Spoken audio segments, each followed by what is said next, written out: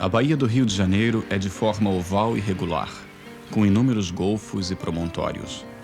Seu maior comprimento, de sul a norte, é de quase 30 quilômetros, e sua maior largura, de oeste a leste, é de 24. Entra-se na Baía, vindo do oceano, por um canal mais estreito, ou melhor, por uma espécie de vestíbulo não menos irregular, cuja saída para a Baía tem mais ou menos 1,5 km de largura, ao passo que, do lado do mar, a entrada é de quase 2 quilômetros. À esquerda, o olhar se fixa na estranha pirâmide de pedra do Pão de Açúcar, cuja configuração fica gravada na lembrança de todo marinheiro que tenha navegado uma única vez que seja ao longo dessa costa. Ao pé do Pão de Açúcar, distinguem-se numa faixa de terra avançada as baterias de São Teodósio, que desse lado defendem a entrada.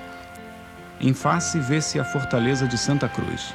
Finalmente, entre ambas, a pequena ilha de Laje, igualmente fortificada, que divide a embocadura da barra em 2 canais dominados inteiramente pelo tiro de seus canhões. No fundo, entre o forte de São Teodósio e a ilha de Laje, percebe-se a de Villegagnon, coberta também de obras de defesa, e mais longe a Ilha das Cobras. Quanto à cidade, ela se esconde atrás dessas 2 ilhas e do forte São Teodósio. Uma vista geral da cidade, na sua maior extensão ao longo da costa, desde o convento de São Bento até a enseada do Botafogo. À esquerda pode-se reconhecer o Pão de Açúcar e a entrada da Baía com o forte de São Teodósio e a ilha de Laje. Em seguida, na direção da costa e para a direita, vemos avançar a saliência do Flamengo, a praia do Catete e, mais à direita ainda, o convento de Nossa Senhora da Glória, adiante do qual, um pouco à esquerda, destacam-se os ângulos das baterias de Villegagnon. Mais longe, à direita, erguem-se o morro e o castelo de São Sebastião, e, em seguida, a cidade propriamente dita, na qual se distingue a catedral. Em primeiro plano, o ancoradouro, que se estende até o Morro de São Bento, mais ou menos protegido pelas ilhas fortificadas das Cobras e dos Ratos. A cadeia de montanhas ao fundo chama-se Serra de São Cristóvão. Prolonga-se em seguida para a esquerda, até atingir os contrafortes do Corcovado, que apresentam também muitos cones e dentes, alguns com nomes especiais. Designa-se, em geral, por Corcovado, o mais alto pico dessa cadeia, o qual se ergue exatamente por trás da praia do Catete. Sua altura é de mais ou menos 600 metros e está afastado da costa cerca de 3 quilômetros. A cidade vista da plataforma do convento de Nossa Senhora da Glória. À esquerda, no reverso da colina, percebe-se o convento de Santa Teresa e embaixo a parte do aqueduto. Do pé desta colina, a cidade se estende até o Morro de São Sebastião. Por cima e por trás da cidade, ergue-se o Morro de São Bento, que se pode ver à esquerda da catedral. Também é possível distinguir uma parte do ancoradouro. À direita do Morro de São Sebastião, a ponta do calabouço avança dentro da baía. Grande parte da cidade antiga acha-se atrás do Morro de São Sebastião. O bairro e o Campo de Santana são velados pelo Morro de Santa Teresa e pelo Morro de Santo Antônio, em cuja encosta há um convento de igual nome. O grande edifício que se vê ao pé do Morro de São Sebastião era antigamente um convento de mulheres.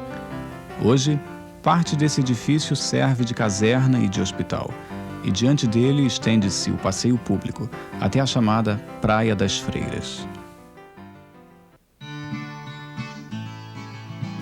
A cidade e a baía, vistas do lado da serra. O espectador está colocado perto do grande aqueduto da Carioca, numa das colinas que vão do Corcovado à praia. Atrás da cidade, a oeste, e sobre a primeira colina à direita vê-se o convento de Santa Teresa, e ao pé desse convento, alguns arcos do aqueduto da Carioca.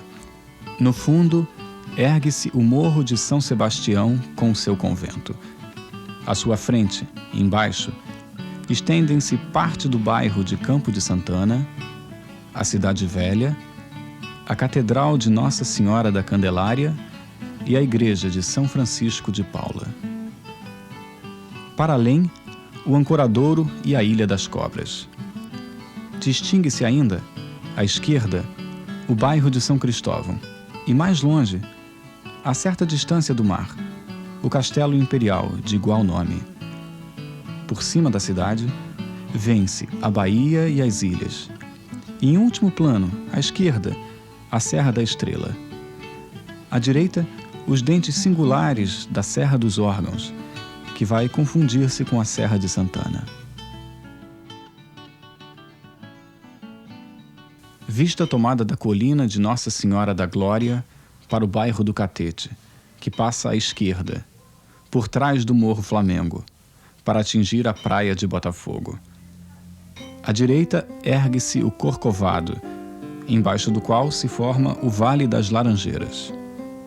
À esquerda, o Pão de Açúcar põe fim à série de rochedos que cerca Botafogo.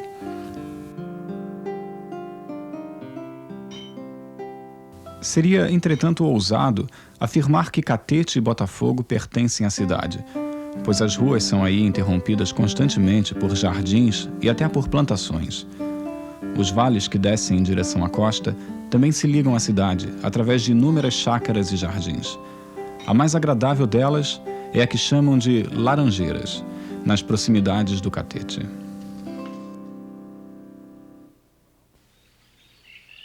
O litoral, primeiro objeto que atrai a atenção do europeu, apresenta tão grandes divergências que é impossível compreendê-lo numa mesma descrição geral. Ao sul da costa oriental, onde as montanhas e as florestas nativas se aproximam do mar, a paisagem mostra, em segundo plano, ou mesmo logo acima do mar, as massas vigorosas e piramidais das formações primitivas. E, ao longo de suas bases, desenham-se, em verde escuro, as florestas virgens que as acompanham. Mas onde, espremendo a costa, as montanhas mergulham suas rochas na própria onda, o litoral é nu, e apenas se vêem alguns grupos esparsos de palmeiras-cocos de estirpe frágil e esguia. Límpidos riachos precipitam-se do seio de golfos selvagens cobertos de bosques, à beira das quais se encontram choças dispersas de pescadores ou pequenas plantações. Se, menos abruptas e rochosas, as montanhas se afastam da costa para ceder espaço às florestas primitivas que lhes cobrem os flancos suaves, a orla dessas florestas, verde escuras encimadas de pontas de rochedos, cerca-se ela própria de uma cintura de árvores de menores dimensões.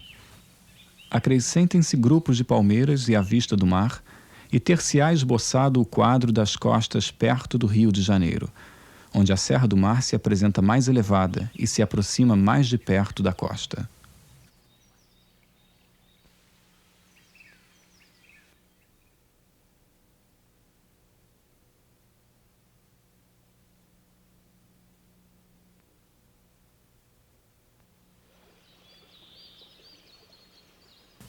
As florestas nativas constituem a parte mais interessante das paisagens do Brasil, mas também a menos suscetível de descrição. Em vão procuraria o artista um posto de observação nessas florestas em que o olhar não penetra além de poucos passos. As leis de sua arte não lhe permitem exprimir com inteira fidelidade as variedades inumeráveis das formas e das cores da vegetação de que ele se vê envolvido. O escritor vê-se manietado pelas regras da sã-razão e pela teoria do belo, dentro de limites tão estreitos quanto os do próprio pintor, e a que é dado somente ao naturalista transpor. Para estabelecer uma comparação entre as florestas do Brasil e as mais belas e antigas da Europa, não basta ressaltar apenas a maior extensão das primeiras, ou o tamanho das árvores. Faz-se imprescindível assinalar ainda como diferenças características. As variedades infinitas das formas dos troncos, das folhas e dos galhos, além da riqueza das flores e da indizível abundância de plantas inferiores e trepadeiras que preenchem os intervalos existentes entre as árvores, contornam-nas e enlaçam-lhes os galhos, formando dessa maneira um verdadeiro caos vegetal. Aqui a natureza produz e destrói com o vigor e a plenitude da mocidade. Dir-se-ia que revela com desdém seus segredos e tesouros diante do homem, que se sente atônito e humilhado ante essa força e essa liberdade de criação. As copas das árvores são movimentadas por bandos de macacos ou papagaios e outros pássaros de plumagem variegada. As borboletas, pela beleza das cores, rivalizam com as flores sobre as quais se pousam e só são vencidas pelos diamantes, rubis e esmeraldas do colibri que bebe no mesmo cálice. Um sussurro contínuo e misterioso aumenta ainda o sentimento de êxtase que o penetra. Ao longe ouve-se o estalo do bico do tucano, os sons metálicos da araponga, semelhante ao barulho do malho sobre a bigorna, os gritos queixosos da preguiça, os verdadeiros mugidos de uma espécie de enormes sapos. Finalmente, o canto das cigarras anuncia o cair da noite. Não é possível, tampouco, dar de todas as margens dos rios uma descrição geral. Entretanto, os da costa oriental, a que nos restringimos aqui, apresentam também diferenças muito marcadas, com suas margens ora montanhosas, ora onduladas ou constituídas de paludes, com a floresta primitiva atingindo-lhes as águas, ou com margens cobertas de vegetação menor e de plantações. As paredes brancas das habitações são de um aspecto agradável sob a verdura das laranjeiras, das bananeiras e das mangueiras que as cobrem. Enquanto a frágil palmeira agita no ar as suas palmas flexíveis, no fundo as florestas virgens e as montanhas completam o quadro. Quando as margens são baixas, enchem-se o mais das vezes de arbustos impenetráveis. No entanto, em geral, árvores de todos os tamanhos aparecem em grande quantidade e variedade. A abundância de flores e a beleza das formas muito contribuem para dar à paisagem um caráter sui generis. Não raro essa vegetação é tão alta que dificilmente o viajante consegue descortinar ao longe os cimos das florestas nativas ou os picos das montanhas, pois só raramente essas florestas virgens atingem a própria margem do rio.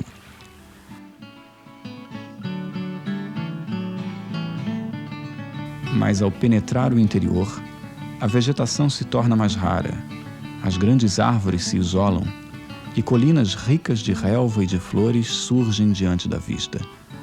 No entanto, não podemos chamar estas regiões de prados, porquanto seu aspecto é totalmente diferente das planícies do Velho Mundo. As dos Campos Gerais são raramente extensas.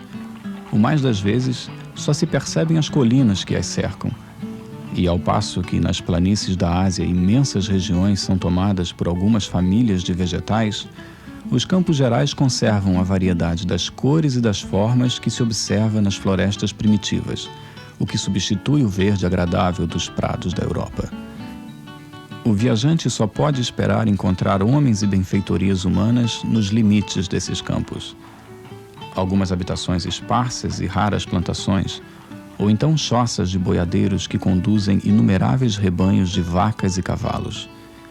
De quando em vez encontram-se longas tropas de mulas, que mantêm o comércio entre as províncias pastoris e mineiras e as da costa. No panorama dos campos da província de Minas Gerais, o Rio das Velhas banha a região, e ao longe ergue-se a Serra do Curral del Rei.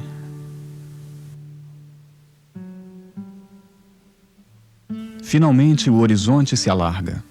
Abandona-se a noite espessa das florestas em troca das colinas do interior. Respira-se afinal o ar das montanhas e saúda-se o firmamento. Os habitantes chamam essas regiões de Campos Gerais por causa de sua imensa extensão. Esses campos, vindo-se de leste pelas montanhas, apresentam inicialmente uma grande diversidade de terrenos e como os Alpes anteriores do Tirol e da Suíça, formam grandes vales, onde as florestas se misturam aos prados em meio a horríveis precipícios. A vegetação muda de aspecto à medida que nos afastamos das florestas primitivas. Estas cercam-se primeiramente de uma orla de bosques floridos, sobrepujados por palmeiras e fetos. Vêem-se grupos de árvores de casca espessa, de galhos separados, de curvatura diversa, de folhas secas e de um verde pálido. No meio desses grupos, as formas grotescas dos cactos e dos pinheiros, cujos galhos formam em torno da árvore uma abóbada impenetrável à luz do dia. Esses pinheiros são, nos campos, os postos avançados das florestas virgens, tal qual as palmeiras na costa.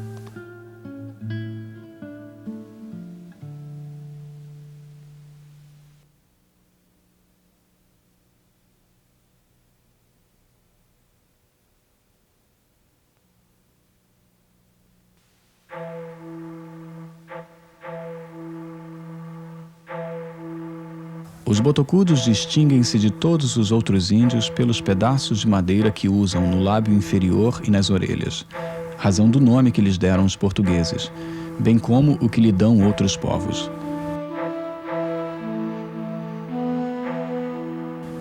Botocudo vem do botoque, que significa rolha ou cunha. É o pai que determina a época em que o filho deve receber esse adorno. Fazem-se nos lábios e nas orelhas furos que se mantêm abertos e são alargados pela introdução sucessiva de pedaços maiores de madeira. Assim, a ponta da orelha e o lábio logo se parecem com simples tiras de pele, feitas para segurar essas pequenas peças de madeira. As mulheres usam também joias desse gênero, mais bem feitas, porém, e menores.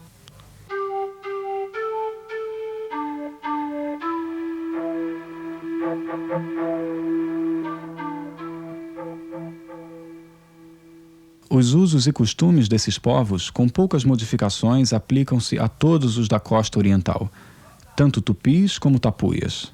Mesmo porque as divergências essenciais se devem principalmente às tentativas feitas pelos portugueses para orientar os selvagens para a agricultura, e sua influência não foi além de umas poucas tribos. Em geral, homens e mulheres andam nus.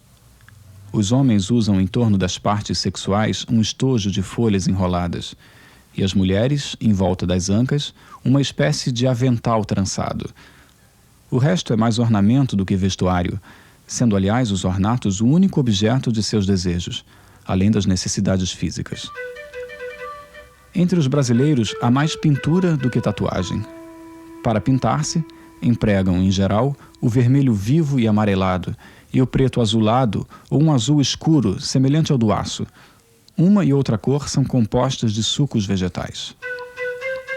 Os homens pintam principalmente o rosto, desde a testa até a boca. Mas não existe regra fixa. Outros se pintam de alto a baixo, metade em azul, metade em vermelho. Outros ainda arriscam linhas azuis em todo o corpo, com exceção do antebraço e da barriga da perna. Ou então circunscrevem o azul escuro com um sombreado vermelho. Finalmente, outros há que pintam unicamente o rosto de vermelho, atravessando-o de uma orelha a outra com um risco de cor escura. As mulheres, principalmente, usam colares de diferentes espécies de sementes, pretas e brilhantes, misturadas alternadamente com dentes de bugios ou de animais selvagens. Muitas vezes usam também idênticos colares em torno da cabeça, ou se enfeitam com penas de papagaio penduradas ao pescoço ou colocadas na cabeça. Outro gênero de enfeite para o brasileiro consiste em depilar o corpo inteiro. Algumas tribos, como a dos botocudos, raspam a cabeça e conservam apenas uma mecha de cabelos. Parece que antigamente esse costume era mais generalizado. Os coroados foram assim chamados pelos portugueses unicamente por causa disso, embora hoje em dia deixem crescer os cabelos e usem longo rabicho ou um cacho caído sobre o ombro. Os principais traços aqui recolhidos são confirmados pelas testemunhas oculares e provam um princípio de civilização cuja existência não pode ser negada, em que pesem as ideias grosseiras dos índios em matéria de religião, sua crueldade ou sua qualidade de antropófagos. É evidente que, se desejava obter resultados importantes para as colônias europeias, devia-se deixá-los seguir o caminho iniciado e mesmo nele guiá-los. Entretanto, esse caminho é difícil e seria injusto acusar unicamente os portugueses do insucesso do empreendimento e censurar-lhes não o terem tentado mais a miúde. Seria também tão impossível quanto supérfluo pesquisar a causa das primeiras hostilidades.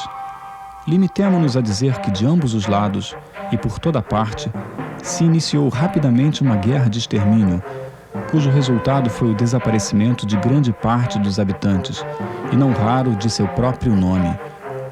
O que sobreviveu à carnificina, ou foi reduzido à escravidão, ou forçado a fugir para a floresta, aí retornando mais ou menos ao mesmo estado de que saíra pouco antes da chegada dos europeus.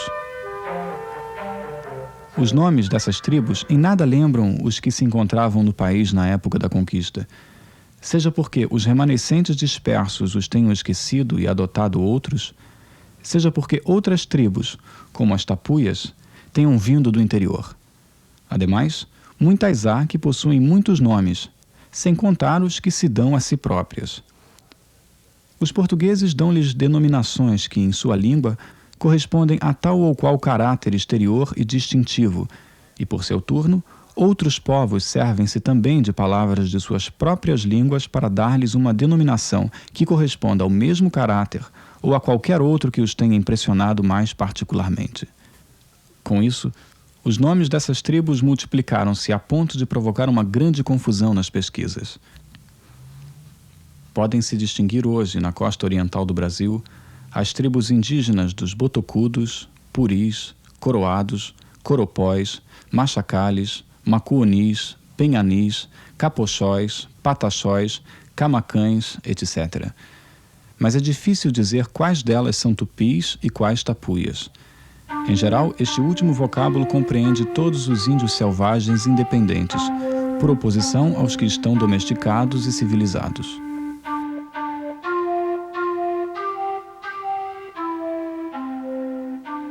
O viajante, satisfeita sua primeira curiosidade, vê-se forçado a confessar que o homem em estado de natureza está longe de agradar tanto à vista quanto ao pensamento. A impressão dolorosa que se tem aumenta mais quando se imagina que, sem a chegada dos europeus, os naturais já teriam feito progressos marcantes na civilização. Teriam sem dúvida marchado noutra direção, que melhor conviesse à sua natureza. Quaisquer que sejam, no futuro, os resultados de uma política mais prudente da parte do governo, não se pode negar que, até agora, o contato com os europeus só teve efeitos desastrosos. A julgar pelo que afirmam os antigos viajantes a respeito do estágio de civilização dos índios, a profunda indolência que constitui, atualmente, o traço principal do caráter dos indígenas era então bem menor. Seria injusto, entretanto, considerar os índios como depravados. Eles não têm nenhuma ideia moral dos direitos e dos deveres. À exceção de certas aptidões formadas sob a influência de suas necessidades, sua vida pouco difere da dos animais selvagens, com os quais partilham o domínio das florestas primitivas. As habitações dos índios são construídas de grandes folhas de palmeira. Faz-se com elas uma cerca redonda ou oval, plantando-as no chão, de maneira a que sua própria inflexão as puxe para dentro e forme um teto com suas palmas cruzadas. Na mesma cabana moram, de costume, várias famílias. Cada tribo vive sob um chefe e se compõe de um número mais ou menos grande dessas cabanas, cujo conjunto é chamado pelos portugueses de rancharia. No centro de cada uma existem grandes pedras que servem para resguardar o fogo ou para quebrar os cocos ou outros corpos duros. Os selvagens têm unicamente por mobília suas armas, os objetos necessários à pesca e alguns apetrechos domésticos. Para conservar a água, usam eles moringas ou cabaças.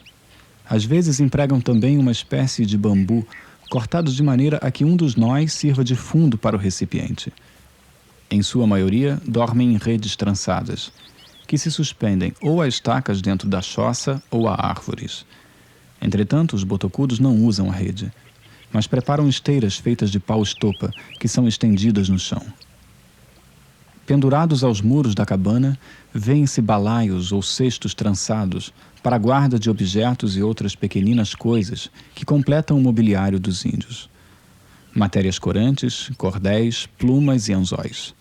A mais importante das riquezas para os índios está, porém, na posse de suas armas, que empregam para caçar e se defender contra os inimigos.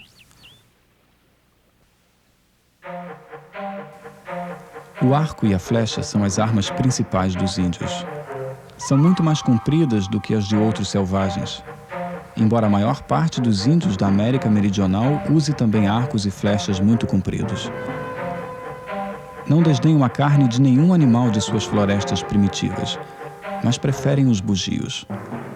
Os índios cumulam de flechas a onça, o tapir, o porco do mato e os grandes animais, para fazê-los perder todo o sangue. Como sentem a caça a uma grande distância e sabem surpreendê-la habilmente, acontece muitas vezes a um grupo deles cercar uma manada de pacas ou porcos do mato.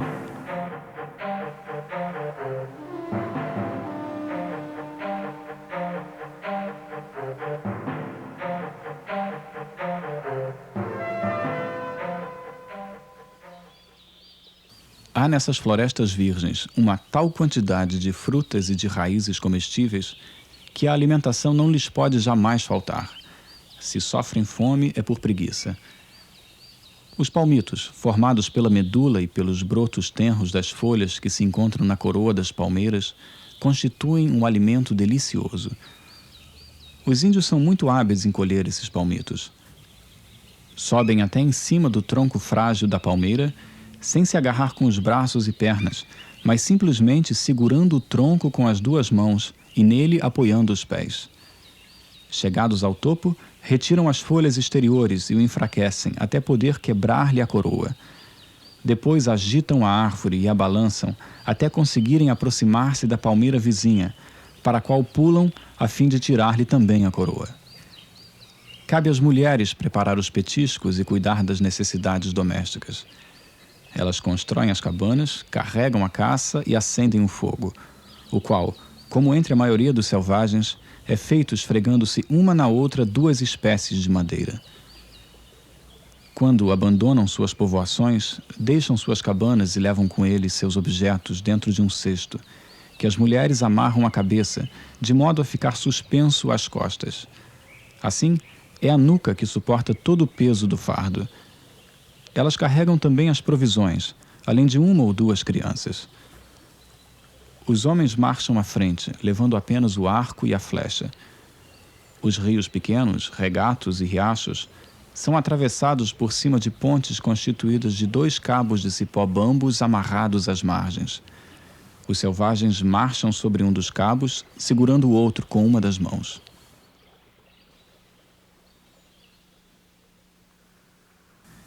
Quanto à pesca, raramente os índios usam redes. Recebem seus anzóis dos europeus e muitas vezes matam os grandes peixes com flechas.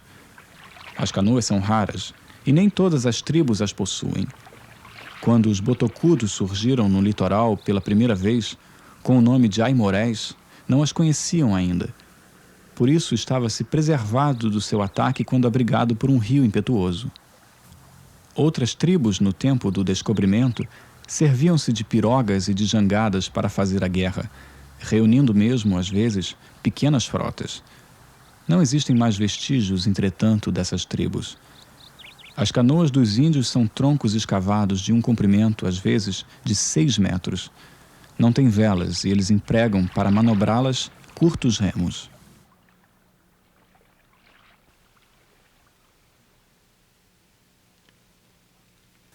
Após uma boa caça, ou um combate feliz, ou mesmo quando os índios se preparam para uma expedição desse gênero, em todas as circunstâncias, enfim, que os reúnem em grande número, verifica-se entre eles algo semelhante a uma festa. Colocam-se em fila circular, uns atrás dos outros. Primeiramente os homens, a seguir as mulheres, cada uma com suas crianças atrás de si, passando a mais velha destas os braços em torno da mãe e a segurando bem forte, fazendo a segunda o mesmo em relação à primeira e assim as outras. É nesta ordem que se movem com lentidão, em torno de uma fogueira, dando um passo para frente e um passo menor para trás, de modo a avançar muito vagarosamente. Ao mesmo tempo, executam, com a parte superior do corpo, com as ancas e com as mãos que juntam diante da parte inferior do torso, movimentos uniformes para ambos os lados. Acompanha esse gênero de dança, se é que se pode chamar dança, um canto monótono que mais parece um uivo, pois repetem sem cessar as mesmas palavras e exclamações. Tais festas, principalmente quando celebradas à noite, o que ocorre quase sempre, provocam no europeu uma impressão que nada tem de agradável, e a maneira pela qual os homens exprimem sua alegria tem algo de horroroso.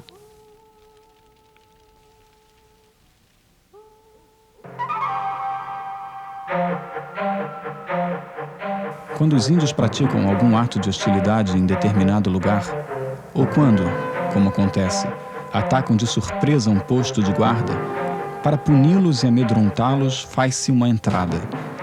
Reúnem-se alguns postos sob o comando do capitão do distrito e dá-se caça aos índios, atacando-os em toda parte onde se encontrem. Procura-se de preferência surpreendê-los nos acampamentos, e quando descobertos, são cercados durante a noite. Ao clarear o dia, faz-se fogo, de todos os lados, contra os índios ainda adormecidos. Assim surpreendidos, os selvagens tentam escapar pela fuga. Em geral, o soldado massacra tudo o que lhe cai nas mãos, e só poupa as mulheres e crianças muito raramente. Assim mesmo, quando cessa toda a resistência, a qual frequentemente é obstinada.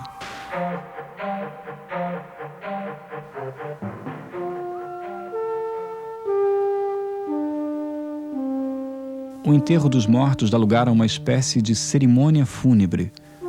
Um chefe pronuncia algumas palavras, e as mulheres berram lamentosamente.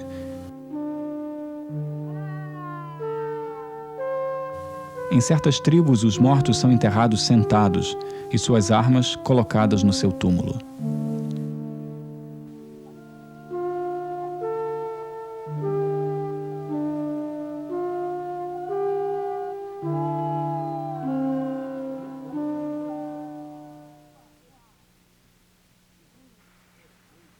Quando vêm às plantações dos brancos ou aos postos militares, não cessam de pedir alimentos e devoram tudo o que lhes cai nas mãos.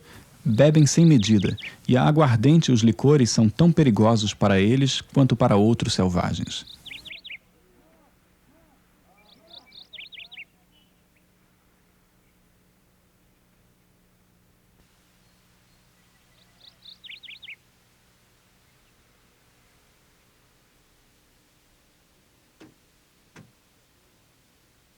De acordo com as leis existentes e por ordem do governo, que para esse fim tem gasto somas consideráveis, inúmeras hordas de índios de todas as tribos, e muitas vezes tribos inteiras, resolveram aceitar presentes e foram levadas a abandonar as florestas, reunindo-se em aldeias nas terras assinaladas pelo governo.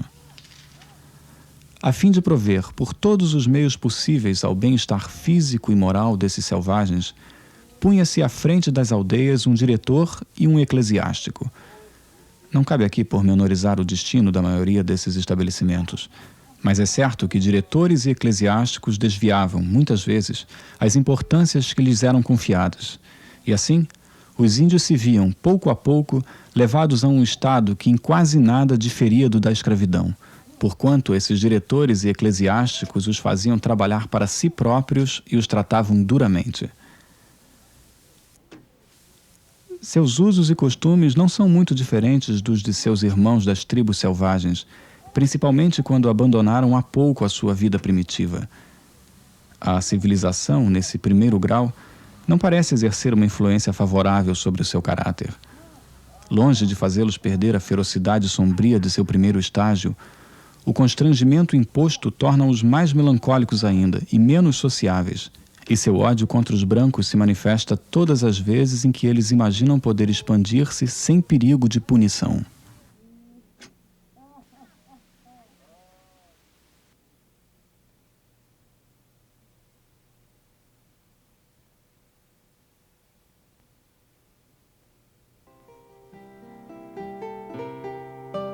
No domingo ou dias de festas, tão numerosos que absorvem mais de 100 dias do ano, os escravos são dispensados de trabalhar para seus senhores e podem descansar ou trabalhar para si próprios. Em cada fazenda existe um pedaço de terra que lhes é entregue, cuja extensão varia de acordo com o número de escravos, cada um dos quais o cultiva como quer ou pode. Dessa maneira, não somente o escravo consegue, com o produto do seu trabalho, uma alimentação sadia e suficiente, mas ainda muitas vezes chega a vendê-lo vantajosamente. Em geral, os colonos facilitam os casamentos entre escravos, pois sabem por experiência que é a melhor maneira de prendê-los à fazenda e a mais forte garantia de sua boa conduta. Entretanto, não se pode negar que haja inúmeras exceções a essa regra e que muitas vezes os senhores, pelos seus exemplos, provocam eles próprios a devassidão de costumes dos escravos. Ocorre ainda que as relações entre escravos do sexo feminino e do sexo masculino tornam impossível a severa observância da moral ou a perseverança conscienciosa na fidelidade conjugal. A situação dos escravos negros nas fazendas do Brasil apresenta uma infinidade de gradações e de variações. Em última análise, o bem-estar ou o mal-estar do escravo depende sempre do caráter pessoal ou dos caprichos dos senhores, e talvez mais ainda, dos feitores.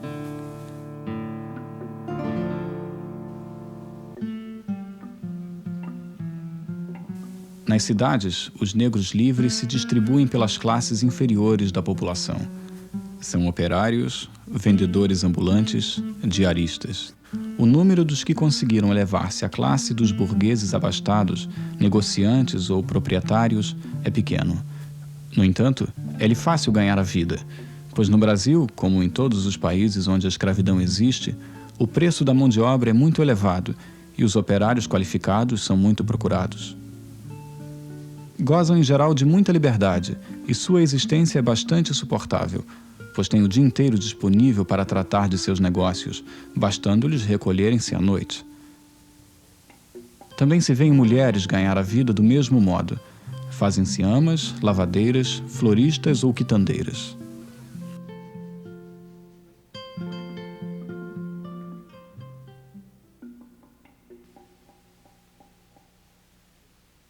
Como quer que seja, as cabanas dos escravos contêm mais ou menos tudo o que nesse clima pode ser considerado necessário. Por outro lado, eles possuem galinhas, porcos, às vezes mesmo um cavalo ou uma besta.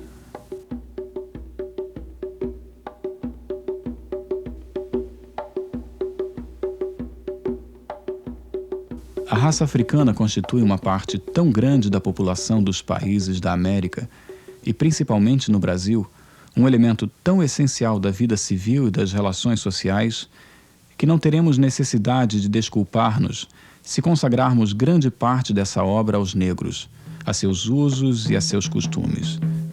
Compreende-se ainda melhor que assim o façamos escrevendo uma viagem pitoresca. Em primeiro lugar, a cor dos negros apresenta-se, de início, como um traço característico digno de destaque na imagem do país. Em segundo lugar, os hábitos e o caráter particular dos negros oferecem também, a despeito da cor e da fisionomia, aspectos realmente dignos de serem observados e descritos. Num só golpe de vista pode o artista conseguir resultados que, na África, só atingiria através de longas e perigosas viagens a todas as regiões dessa parte do mundo. A própria América não lhe oferece alhures as mesmas vantagens, pois o Brasil tem, no momento, o desonroso privilégio de ser o único país onde, na realidade, o comércio dos escravos continua a praticar-se sem nenhuma espécie de restrição. As raças a que pertencem a maioria dos negros importados para o Brasil denominam-se Angola, Congo, Rebolo, Angico e Mina, da costa ocidental da África, e Moçambique, da costa oriental. Distinguem-se elas tanto pelas tatuagens especiais do rosto, como pelas diferenças muito marcadas da fisionomia. Alguns negros há mesmo que pouco revelam disso que se considera geralmente como sinais característicos da raça africana. Distinguem-se também pelas variedades de seus temperamentos e caracteres, variedades que, na opinião pública, estabeleceram para tal ou qual raça a reputação de melhor ou pior. Assim é, por exemplo, que os Minas e os Angolas são considerados excelentes escravos. São dóceis, fáceis de instruir e suscetíveis de dedicação, quando mais ou menos bem tratados. São também os que, pela sua atividade e economia, conseguem adquirir sua alforria mais comumente. Por mais de um aspecto, os Congos se assemelham aos Angolas. São, entretanto, mais pesados e empregam-se de preferência no duro labor do campo. Os Minas caracterizam-se por 3 incisões em semicírculo que, do canto da boca, vão até a orelha. Os Gabanis são mais selvagens e mais difíceis de instruir que os precedentes. Entre eles, a mortalidade é mais elevada, porque se acostumam mais dificilmente ao trabalho e à escravidão. São grandes, entretanto, e bem feitos. Sua pele é de um negro luzidio e os traços de sua fisionomia têm pouco caráter africano. Os monjolos são os menos estimados. São em geral pequenos, fracos, muito feios, preguiçosos e desanimados. Sua cor tende para o marrom e são os que se compram mais barato.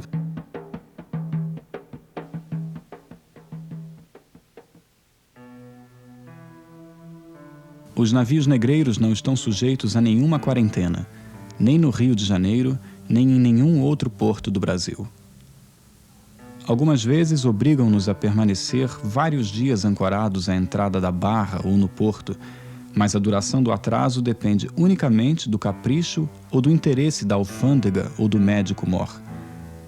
Não há, de resto, nenhuma outra medida de precaução, de modo que se os portos do Brasil nunca foram invadidos por doenças contagiosas, é isso uma felicidade que só se deve atribuir ao acaso ou à salubridade notável do clima.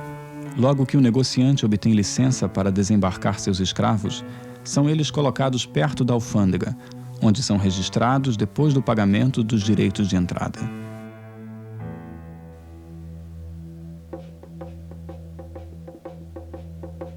Da alfândega são os negros conduzidos para os mercados, verdadeiras cocheiras. Aí ficam até encontrar comprador. A maioria dessas cocheiras de escravos se acha situada no bairro do Valongo, perto da praia. Para um europeu, o espetáculo é chocante e quase insuportável. Durante o dia inteiro, esses miseráveis, homens, mulheres, crianças, se mantêm sentados ou deitados perto das paredes desses imensos edifícios, misturados uns aos outros. E fazendo bom tempo, saem à rua. Seu aspecto tem algo de horrível, principalmente quando ainda não se refizeram da travessia.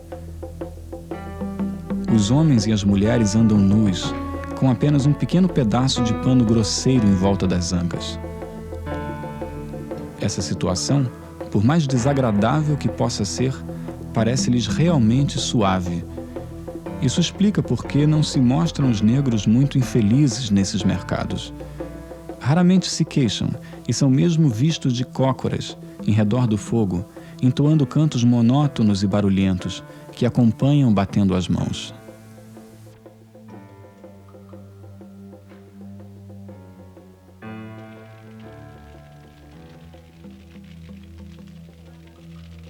O primeiro cuidado do comprador é o de arranjar, para o seu novo escravo, algumas roupas que lhe agradem. A faixa de variadas cores que lhe enrolam em torno da cintura, ou o paletó de lã azul e o boné vermelho, muito contribuem para tornar mais agradável ao negro essa passagem para sua nova situação. Dão-lhe ainda um grande cobertor de lã grosseira, que serve a um tempo de leito e de manta, e cujas cores vivas, amarelo e vermelho, lhe agradam bastante. Procura-se também, durante o trajeto do mercado à fazenda, manter os escravos de bom humor, tratando-os e alimentando-os bem.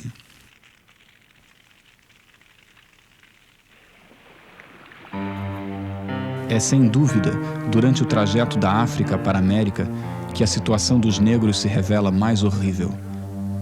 mesmo admitindo-se que as circunstâncias atuais sejam mais favoráveis, ainda assim seus sofrimentos são de tal ordem que nenhuma descrição seria bastante fiel.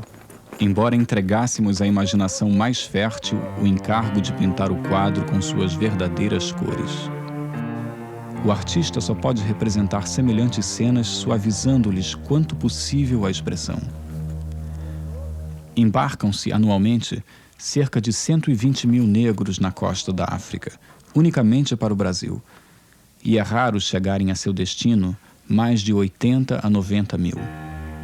Perde-se, portanto, cerca de 1/3 durante uma travessia de 2 meses e meio a 3 meses. Esses infelizes são amontoados num compartimento cuja altura raramente ultrapassa 1,5 metros. Esse cárcere ocupa todo o comprimento e a largura do porão do navio. Aí são eles reunidos em número de 200 a 300, de modo que, para cada homem adulto, se reserva apenas um espaço de pouco mais de 1 metro cúbico. Os escravos são aí amontoados de encontro às paredes do navio e em torno do mastro. Onde quer que haja lugar para uma criatura humana, e qualquer que seja a posição que se lhe faça tomar, aproveita-se. O mais das vezes, as paredes comportam, a meia altura, uma espécie de prateleira de madeira, sobre a qual jaz uma segunda camada de corpos humanos. Todos, principalmente nos primeiros tempos da travessia, têm algemas nos pés e nas mãos, e são presos uns aos outros por uma comprida corrente.